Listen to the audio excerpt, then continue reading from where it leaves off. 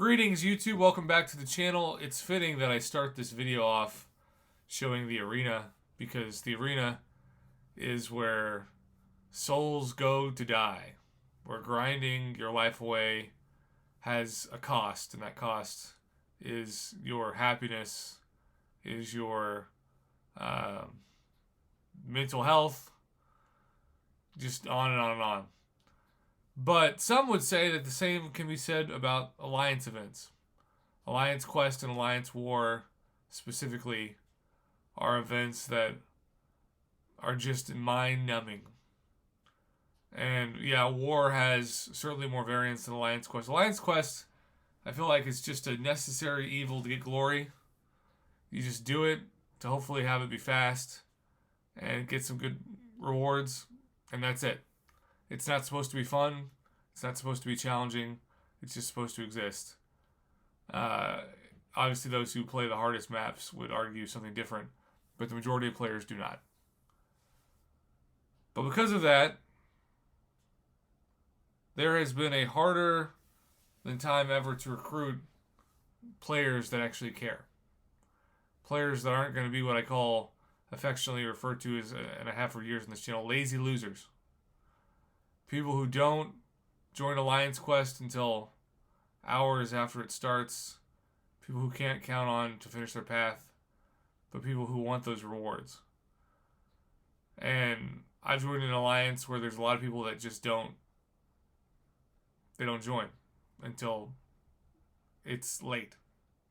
And there's frustration there. Who knows what percent of alliances this affects, but my guess is it's pretty high. My guess is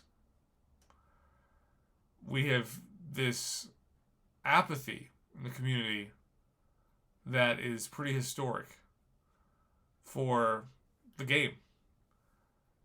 And DNA 3000 said in a forum post that about 5% of the community controls the spending in the game, which was eye-opening to see that number. I would say that percent is about the same when it comes to players that want the hardest content.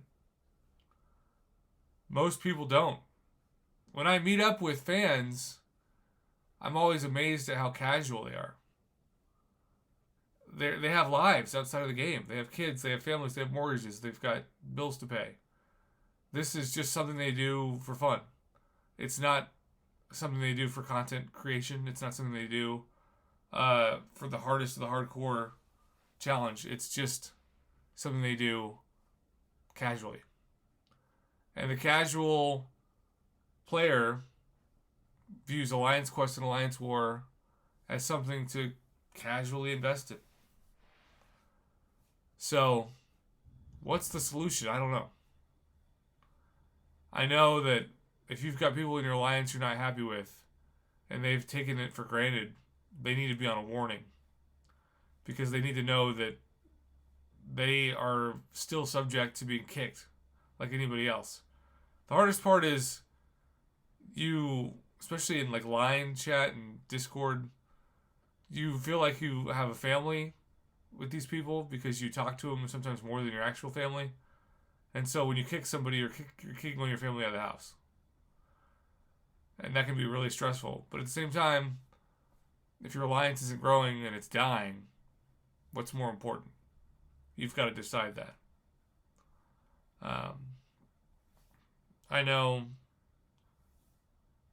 it can feel easy to take for granted an alliance like this where we're an adult alliance looking for active players to complete raids, map 6 Alliance Quest, 3 Alliance rooms, long-time friends. Enough said. I don't do Alliance War, though. And I've been very vocal about that. Although my alliance has done pretty well in Alliance War. Alright, YouTube. Have you seen lazy losers populate your chat? Let me know in the comments below. Otherwise, thanks for watching. Have a good one.